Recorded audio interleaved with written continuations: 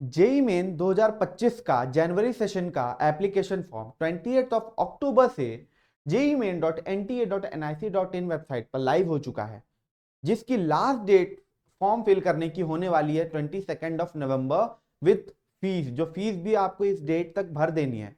The thing is कि इस बार NTA ने फॉर्म में बहुत सारी ऐसी चीजें लेके आई हैं जो पिछले साल रिक्वायर्ड नहीं होती थी, मैंडेटरी नहीं होती थी। इससे बच्चों को बहुत प्रॉब्लम हो रही है भाई एप्लीकेशन फॉर्म भरने में। जबकि दिवाली का वीक चल रहा है, फेस्टिवल टाइम है, सारे ऑफिसेज बैंक बंद हैं और डेट भी खत्म होने की 22 नवंबर ही है। तो एक हल्की सी घबराहट हो रही है बच्चों को, और भी सारी प्रॉब्लम जो है एप्लीकेशन फॉर्म को लेके, वो सारी की सारी प्रॉब्लम्स का हम बात करने वाले हैं। उसका सॉल्यूशन क्या है, उसको कैसे सॉल्व किया जाए, किस तरीके से फॉर्म कंप्लीट किया जाए, वो सारी बात हम करने वाले हैं। तो अगर आपको कोई पर्टिकुलर प्रॉब्लम है तो टाइम स्टैंप लगा हुआ है भाई, सीधे वहां पे चले जाओ। बाकी जो भी प्रॉब्लम है पूरी देख लो, वीडियो शॉर्ट सेशन ही रहने वाला है। ठीक है, तो जो पहली प्रॉब्लम हो रही है बच्चों को, उसकी बात की जाए, जो मेजर प्रॉब्लम है कैटेगरी सर्टिफिकेट से रिलेटेड। ठीक है, कैटेगरी तो हर बार हर फॉर्म में भरनी होती थी कि आप ओबीसी हो, ठीक है, कि जनरल हो, कि ईडब्ल्यूएस हो जनरल के, या फिर एससी हो कि एसटी हो। इस बार दिक्कत क्या है कि इस बार जेई मेन को एप्लीकेशन फॉर्म में अगर आप ओबीसी चूज करते हो, नॉन क्रीमी लेयर, या एससी या एसटी या जनरल ईडब्ल्यूएस, तो उसके जस्ट नीचे आपको कैटेगरी सर्टिफिकेट नंबर मांगा जाएगा, जो आपको फिल करना मैंडेटरी होगा। Name of the issuing authority, जिस अथॉरिटी ने उस सर्टिफिकेट को इशू किया है वो मांगा जाएगा। सर्टिफिकेट इशू डेट, सर्टिफिकेट किस डेट पर इशू हुआ है वो भी मांगा जाएगा। तो ये तीनों चीजें रिक्वायर्ड हैं, और ये तीनों चीजें आप तभी भर पाओगे बच्चे जब आपके पास एक सर्टिफिकेट होगा अपनी जो कैटेगरी है उसको वेरीफाई कराने के लिए। और वो भी ये जो सर्टिफिकेट है वो कहां का होना चाहिए, वहां पे कंडीशन है कि वो सेंट्रल लिस्ट का होना चाहिए। तो अब मैं आपको यहां पर ये बात बताऊं कि देखो जो सर्टिफिकेट बनते हैं वो दो प्रकार के बनते हैं, एक होता है सेंट्रल गवर्नमेंट द्वारा और एक होता है स्टेट गवर्नमेंट द्वारा। अब यू नो जैसे कि जेई मेन जो है वो ऑल ओवर इंडिया का एग्जाम है, सेंट्रल गवर्नमेंट का एग्जाम है, सेंट्रल यूनिवर्सिटीज आईआईटीज एनआईटीज में आप एडमिशन लोगे इसके थ्रू। तो वहां पर जो सर्टिफिकेट चाहिए होता है बच्चों वो सेंट्रल वाला चाहिए होता है। मतलब कि अगर मान लो कभी कभी ऐसा होता है कि कुछ कैटेगरीज स्टेट में तो आ रही होती है, उस कैटेगरी में जैसे ओबीसी नॉन क्रीमी लेयर में आ रही होती है, बट जब सेंट्रल ओवरऑल बात हो रही होती है तो वो जनरल कैटेगरी में चली जाती है, ओबीसी क्रीमी लेयर में चली जाती है। क्रीमी लेयर का ये मतलब है कि बेसिकली बंदा ओबीसी का था बट वो अभी मतलब ऐसी पोजीशन में है कि उसको जनरल ही कंसीडर किया जाएगा, तो वो ओबीसी क्रीमी लेयर वाले जनरल में चले जाते हैं। ओबीसी नॉन क्रीमी लेयर वालों को सर्टिफिकेट चाहिए होता है जो ये मांग रहा है। ठीक है, तो सर्टिफिकेट नंबर चाहिए। इशूइंग अथॉरिटी, इशूइंग अथॉरिटी कौन कौन होती है, कौन कौन इशू कराता है ये कैटेगरी सर्टिफिकेट, सेंट्रल वाला, मैं स्टेट की बात नहीं कर रहा, मैं सेंट्रल वाले की बात कर रहा हूं। तो कलेक्टर हो सकता है, तहसीलदार हो सकता है, मजिस्ट्रेट हो सकता है, जो कि किसी जिले के लेवल पर बैठा हो। ठीक है, जो किसी जिले के लेवल पर बैठा हो। ठीक है, उसी पे आपको सर्टिफिकेट इशू डेट भी मिल जाएगा। ये जो डेट है बच्चों ये भी पुरानी नहीं होनी चाहिए। कितनी पुरानी नहीं होनी चाहिए सर, तो मैं बोलूंगा कि 1 अप्रैल 2024 के बाद की होनी चाहिए। ठीक है, अब जिनके पास सर्टिफिकेट नहीं है उनके लिए क्या, तो एक मैं बोलूंगा कि एक बहुत ही बड़ी आई विल से कि मिस्टेक हुई है एनटीए से। लास्ट टाइम उन्होंने एक डिक्लेरेशन दिया था, लास्ट टाइम उन्होंने एक डिक्लेरेशन दिया था बच्चों। ठीक है, डिक्लेरेशन में क्या था, डिक्लेरेशन में आपको फिल करना होता था और उसको अपलोड कर देना होता था अलॉन्ग विथ फोटोग्राफ। इस बार वो डिक्लेरेशन हटा दिया इन्होंने। तो भाई ये चेंज ला क्यों रहा है एनटीए, मुझे तो नहीं समझ में आ रहा। भाई दिवाली टाइम है एकदम, इस टाइम फॉर्म रिलीज हुआ, चलो फॉर्म तो रिलीज हुआ अच्छी बात है, ऐसी चीजें आप क्यों कर रहे हो जिससे बच्चा परेशान हो। भाई बच्चे के पढ़ने का टाइम है, ये लास्ट 2 महीने का टाइम है। बच्चा पढ़े क्या, वो सर्टिफिकेट को लेकर बैठा रहे कि मेरा सर्टिफिकेट नहीं बन रहा है ना। तो डिक्लेरेशन वाली पार्ट हटा दी। तो रिक्वेस्ट हमारी यही है, बाकी एजुकेटर्स को भी देखा मैंने यूट्यूब पे कि उनकी भी यही रिक्वेस्ट है कि डिक्लेरेशन वाला पार्ट जो है वो लेकर आ जाए, ताकि डिक्लेरेशन भर के दे दे। क्यों, क्योंकि जब आप काउंसलिंग कराने जाओगे बच्चों, जब आप काउंसलिंग कराने जाओगे after giving your JEE Main, IITs के लिए एनआईटीज के लिए अलग अलग जगह जाओगे काउंसलिंग कराने, तो उस टाइम जो सर्टिफिकेट लगेगा आपको, कैटेगरी सर्टिफिकेट तब तो ओरिजिनल में दिखाना होता है, तो उसमें 1 अप्रैल 2025 की डेट वो मांगेगा, 1 अप्रैल 2025 की डेट मांगेगा। तो आपको भाई अगले साल बनवाना ही है इसको, अगले साल बनवानी तो अभी क्यों मांग रहे हो, अभी डिक्लेरेशन से काम चला लो ना भाई, काउंसलिंग के टाइम आप वेरीफाई कर लेना। ठीक है, तो अगर ये वाली चीज हो गई, अगर ये वाली चीज हो गई तो फिर तो आपको कोई दिक्कत नहीं भाई, बहुत इजीली काम हो जाएगा। बट मान लो ये चीज नहीं होती है, ये वाली चीज नहीं होती, तब किया क्या जाए। ठीक है, तो प्रॉब्लम्स क्या आ रही है सर्टिफिकेट बनवाने में। तो जैसा कि मैंने बात किया कि त्योहार का टाइम है, ये कहां से बनेगा, मैंने इश्यूइंग अथॉरिटी बता दी कि या तो कलेक्टर होगा, या तो तहसीलदार होगा, या डिस्ट्रिक्ट मजिस्ट्रेट होगा। ठीक है, उस लेवल का कोई ऑफिसर होगा। तो ये जो काम है आपको जाना पड़ेगा अपने यहाँ जो भी कोर्ट वगैरह है, या फिर किसी लॉयर के थ्रू आपको कांटेक्ट करना पड़ेगा।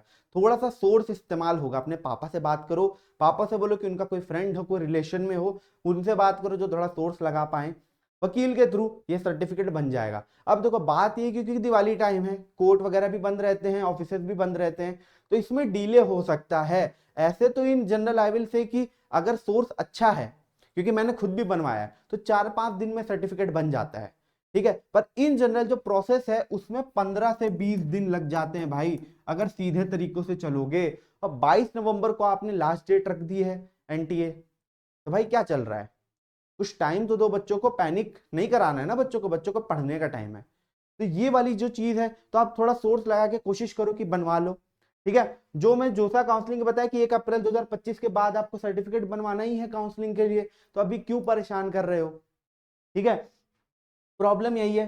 एक और प्रॉब्लम है कि बहुत सारे राज्य ऐसे हैं, जैसे कि झारखंड की बात करूं मैं, झारखंड में भाई इलेक्शन है, झारखंड में इलेक्शन है, तो वहां पे तो जितने ऑफिसर्स हैं वो ऑलरेडी बिजी रहेंगे, वो सर्टिफिकेट कहां से बनवा पाएगा बच्चा। तो ये तो प्रॉब्लम आ रही है। तो इसका सॉल्यूशन क्या है, इसका सॉल्यूशन क्या है, इसका सॉल्यूशन देखो मैं बताता हूं सॉल्यूशन क्या है इसका।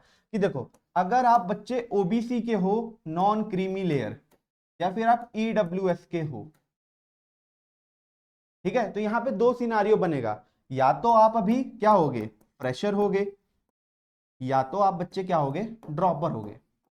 तो देखो, अगर आप ड्रॉपर हो तो आपने एक बार तो जेईई मेन दिया ही होगा, या कोई और एग्जाम दिया होगा, उसके लिए सर्टिफिकेट आपने बनवाया होगा, चाहे इस साल चाहे पिछले साल। अभी क्या है, अभी आप वही जो ओल्ड वाला आपका सर्टिफिकेट है, ओल्ड डेट का जो सर्टिफिकेट है, उसी को फिल कर दो मेरे भाई, उसी को फिल कर दो, बिल्कुल मत घबराओ, उसी को फिल कर दो। जब काउंसलिंग के लिए जाओगे अगले साल तो आप नया बनवाओगे ही बनवाओगे। ठीक है, तो ओल्ड डेट के साथ फिल कर दो। अब उनकी बात की जाए जो अभी क्लास 12th में फ्रेशर है, उनके पास सर्टिफिकेट अभी है नहीं, टाइम भी नहीं है, तो मैं ये बोलूंगा कि 15-20 दिन का टाइम भले लग जाए, थोड़ा सा सोर्स पानी अपने कॉन्टेक्ट के थ्रू, रिलेटिव के थ्रू लगवाओ, और एक न्यू सर्टिफिकेट बनवा लो। ठीक है, न्यू सर्टिफिकेट बनवा लो। ठीक है, तो ये जो सर्टिफिकेट बनेगा बच्चे, ये 2024 के डेट का बन जाएगा। अब आपको अगले साल फिर बनवाना है, तो इसी को क्या करवा लेना, इसी को रिन्यू करवा लेना, और इसमें अप्रैल 2025 की डेट डलवा लेना, तो वो आपके काउंसलिंग में भी काम आ जाएगा। तो ये आई विल से कि थोड़ा सा मेहनत का, मुश्किल का काम है, जो मैं पीछे बता रहा था, पर ये वाला करना पड़ेगा। और अगर डिक्लेरेशन आ गया, अगर डिक्लेरेशन आ गया, फिर तो भाई कोई दिक्कत नहीं है, डिक्लेरेशन फिल करके फॉर्म हम क्या कर देंगे, सबमिट कर देंगे।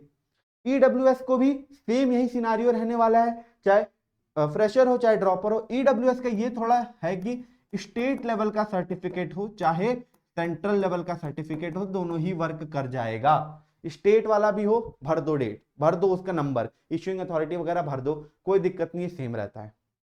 ठीक है, तो ईडब्ल्यूएस के केस में दिक्कत नहीं है। ओबीसी वालों को थोड़ा सा ध्यान देना है इस बात का, ओल्ड सर्टिफिकेट अगर है तो ये भर देना। अपने भाई बहन का मत भरना भाई, ये मत करना कि मेरे बड़े भैया के पास है उनका भर देता हूं, क्योंकि उसका उसके नाम से बना होगा, आपका अलग बनेगा। ठीक है, एक इंडिविजुअल का बनता है। ठीक है, तो ये आपको करवाना पड़ेगा।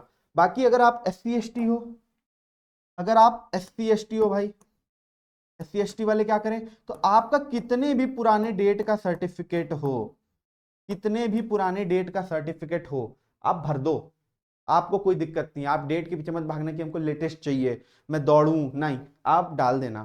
थोड़ी मेहनत ओबीसी नॉन क्रीमी लेयर वालों को पढ़नी है भाई। ठीक है, तो ये सिनारियो रहने वाला है कैटेगरी सर्टिफिकेट के लिए। अब the thing is, next question is कि सर फोटो कैसे अपलोड करें। वहां पे जब आप जाओगे फोटो अपलोड करने, तो 10 KB से आपको बोलेगा 300 KB के बीच में साइज चाहिए फोटो की। और फोटो का नाम भी क्या होना चाहिए, फोटो होना चाहिए, फोटो.jpg, हो सकता है या फिर JPEG भी हो सकता है। ठीक है, तो पहले तो फोटो लो अपनी एक पासपोर्ट साइज, उसको मोबाइल से खींच लो। उसके बाद क्या करो कि उसको लैपटॉप में या फोन से अपलोड अगर करना है तो उसका नाम रीनेम कर दो, फाइल मैनेजर में जाके photo.jpg या JPG, जिस भी फॉर्मेट में नाम फोटो कर दो।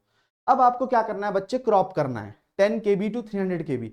तो जेई मेन की जो वेबसाइट है जहां पे फॉर्म भरोगे वो खुद ही आपको क्रॉप करने का ऑप्शन देगा, तो क्रॉप तो वहां से हो जाएगा। बट अगर साइज कम करनी हो, मान लो मैंने जो फोटो खींची वो 1 MB की है और यहाँ पे तो 300 KB से कम होना चाहिए, तो क्या करो, ये एक वेबसाइट है imagecompressor.com, गूगल पे जाओ बस लिख दो इमेज कंप्रेसर। पहला जो लिंक आएगा वो कुछ इस तरीके से खुलेगा जिसमें डायनासोर बना होगा, उसमें यहाँ पे अपलोड फाइल दबाओ, वो फोटो अपलोड करो और फिर यहाँ पे वो खुद ही इसको छोटा करके दे देगा। ठीक है, इसके ऊपर मैंने डिटेल में फॉर्म भरते वक्त बताया है कि हाउ टू यूज दिस। और ऐसे ही आप पीडीएफ के लिए भी कर सकते हो, क्योंकि क्लास 10th का जो सर्टिफिकेट है वो पीडीएफ फॉर्म में अपलोड करना है, तो ये क्या हो जाएगा, वो उसके लिए आप क्या काम करो, और मान लो पीडीएफ को आपको करना है तो एक वेबसाइट है welovepdf.com। ठीक है, इस पे जा सकते हो, इससे जाके आप पीडीएफ भी कंप्रेस कर सकते हो। फोटो में अगर आप चश्मे पहनते हो, अगर चश्मे पहनते हो तो चश्मे वाली फोटो ही अपलोड कर दो, अगर एग्जाम सेंटर में भी चश्मा पहनकर ही जाओगे। बेसिकली देखो फोटो का है क्या यूज, कि फोटो आपको वहां पे आइडेंटिफाई करने में यूज होगी, वो फोटो देखेंगे आपकी कि आपने कौन सी फोटो दी थी, और आपने कौन सी फोटो दी थी वो देखेंगे, और प्लस क्या करेंगे, उसी से आपका फेस वेरीफाई करेंगे, है ना। तो फोटो वैसी ही डालना जिस रूप में आप वहां पर जाने वाले हो, ऐसा नहीं है कि मतलब यहाँ पर ऐसी फोटो डाल दी और वहां पर ऐसे भेस में चले गए कि पहचान में नहीं आ रहे हो, भाई सेंटर में ही नहीं घुसने देंगे। तो चाहे चश्मा पहनते हो चाहे ना पहनते हो, चश्मे के साथ भी डाल दो कोई दिक्कत नहीं, चश्मे के बिना भी डाल दो कोई दिक्कत नहीं है, बिना भी डालोगे तो चश्मा हटा के दिखा देना चेहरा, तो वो कोई दिक्कत नहीं है, आप फोटो अपलोड कर दो, बाकी कंप्रेस आप यहाँ से कर सकते हो। तो आई थिंक यही सारी प्रॉब्लम जो है मेन कैटेगरी सर्टिफिकेट से रिलेटेड थी जो बच्चा फेस कर रहा है, इसको हमने कंप्लीटली बहुत अच्छे से डिस्कस कर लिया। अभी भी कोई प्रॉब्लम है तो कमेंट सेक्शन में हमें बताइए, हम उसके ऊपर भी वीडियो या कोई रिजोल्यूशन लेकर आएंगे। बाकी भाई ऑल द बेस्ट।